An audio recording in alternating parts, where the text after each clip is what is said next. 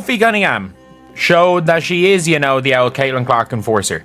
She is the Caitlin Clark enforcer. That has been shown. She is the enforcer that the Fever have needed for the last year, and she has responded. Sophie Cunningham showed that she is, the old Caitlin Clark enforcer. She is the Caitlin Clark enforcer. That has been shown. She is the enforcer that the Fever have needed for the last year, and she has responded. What does it take to make an entire league think twice? Sophie Cunningham has just redefined the enforcer role in the WNBA. The second Caitlin Clark hit the floor, she turned into the fiercest enforcer the WNBA has seen. From the eye poke that sparked a rivalry to her becoming Caitlin Clark's ultimate protector. What really happened during that explosive game? And why is everyone talking about it? The truth might surprise you. This is what happens. You've got competitive women who are the best in the world at what they do, right? And when you allow them to play physical and you allow these things to happen, they're going to compete and they're going to have their teammates' backs. It's exactly what you expect, right? Out of fierce competition. So, the game against the Connecticut Sun hit its boiling point. The moment Caitlin Clark went down, JCS Sheldon was guarding Clark closely, reaching in aggressively on defense. Then came the swipe, quick but intentional enough to leave an impact. Sheldon's hand caught Clark across the face, right in the eye. Clark immediately recoiled, her hand flying to her face. You could see her blink hard, trying to shake it off, but the irritation in her expression said it all. Sophie Cunningham, she wanted to. It looked like Sophie Cunningham was about to throw some knees at her, and she had her in an MMA hold like Sophie Cunningham could have got this MMA fight ended. She could have got this fight ended quickly. The crowd noticed, the players noticed, and Sophie Cunningham definitely noticed. At first it seemed like just another play in a physical game. But then things got heated fast. Clark never wanted to back down. Gave Sheldon a small instinctive nudge to create space. That opened the door for Marina McBraw to step in, and when she shoved Clark to the ground right after, it turned into something else entirely. The shove wasn't subtle. McRae put her full weight into it, sending Clark sprawling to the hardwood. At the end of the day, look, it is revenge from this happening. So JC Sheldon gets Caitlin Clark in the eye, then belly bumps Caitlin, and then Marina Maberry, as she's walking away, knocks her on her ass. Here's the kicker. The refs didn't blow their whistles right away. No immediate call, just a sense of disbelief spreading across the court as Clark scrambled to her feet. You could practically feel the frustration building. Clark, Cunningham, the entire Fever roster. They weren't about to let this slide. That's when Sophie Cunningham made her move. This wasn't a quiet backup from a teammate. This was instant, vocal, and physical. I mean, she's a needle mover, and she's got an enforcer on the team now, and a black belt having Sophie Cunningham. Don't look now. The Fever about to win WNBA title, just like they're about to win the Commissioner Cup.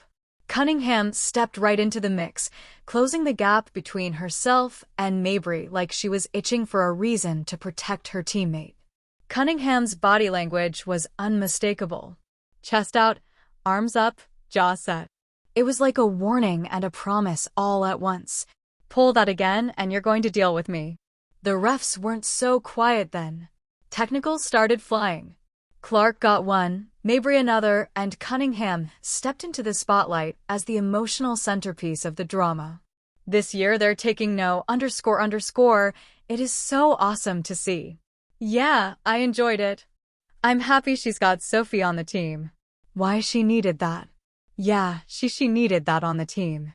And, I wouldn't mind maybe some of the other members of the team, doing some stuff. Send some messages. Here's why this moment wasn't just another spat during a game. For Sophie Cunningham, it lit a fire that resonated far beyond the court. The referees called a flagrant one on Sheldon for the initial swipe. But many fans and players felt it wasn't enough. Maberry wasn't ejected for the shove, and the lack of stronger punishment spoke volumes about how physical play against stars like Clark gets handled or doesn't.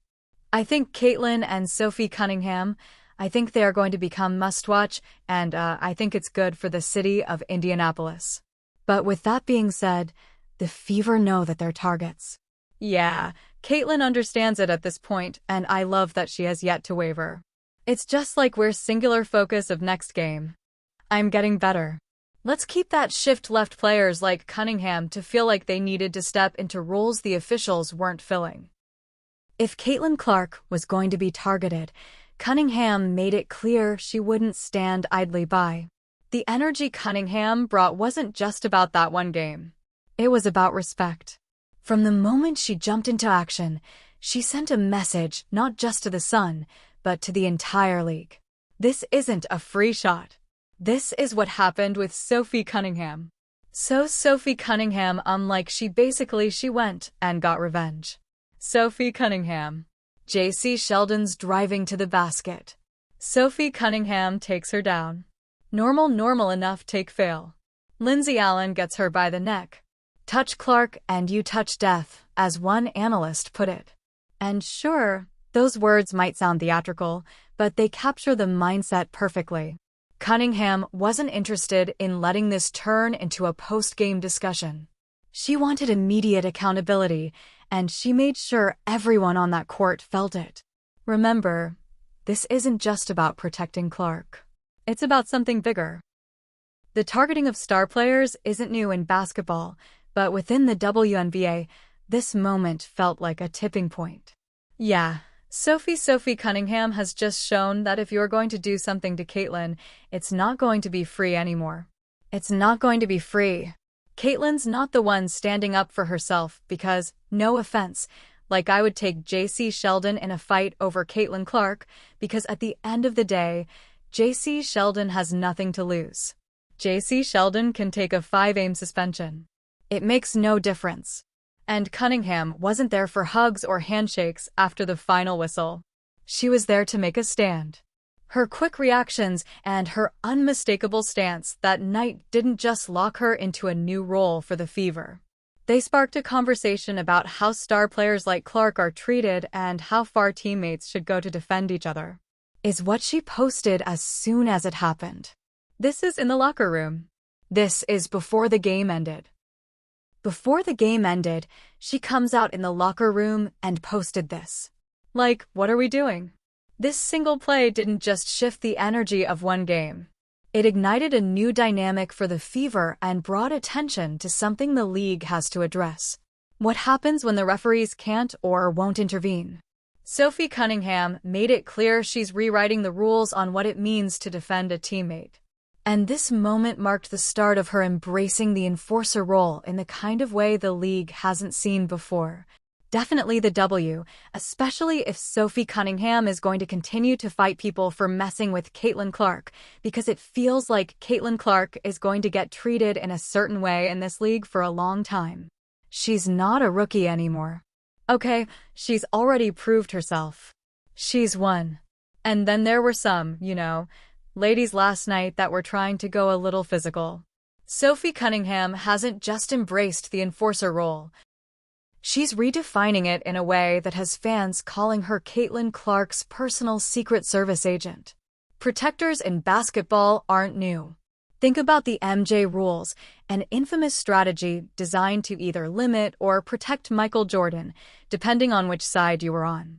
Back then, Jordan relied on teammates like Charles Oakley to ensure he wasn't overrun by physical defenders.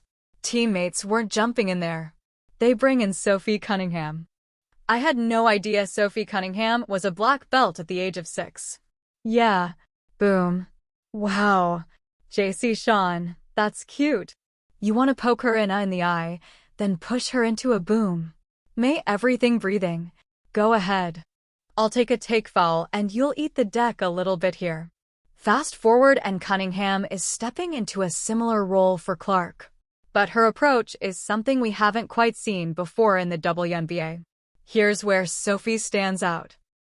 In a league where loyalty on the court runs deep, but physicality of this intensity is rare, Cunningham has always made her presence known, even in games before the Sun incident. We're talking about hard cleans, noticeable box outs, and her signature way of inserting herself into moments that hint at danger for Clark. Best possible response, just a picture of her shrugging her shoulders. Because look, that is what Sophie Cunningham is.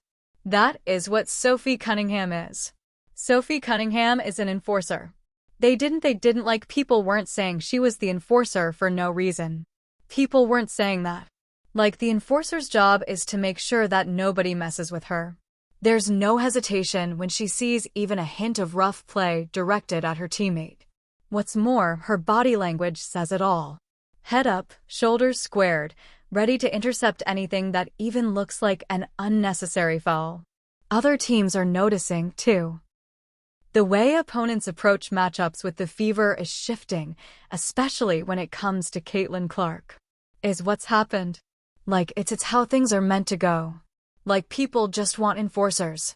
People want enforcers, but at the end of the day, people aren't going to sell or going to celebrate enforcers when enforcers aren't enforcers.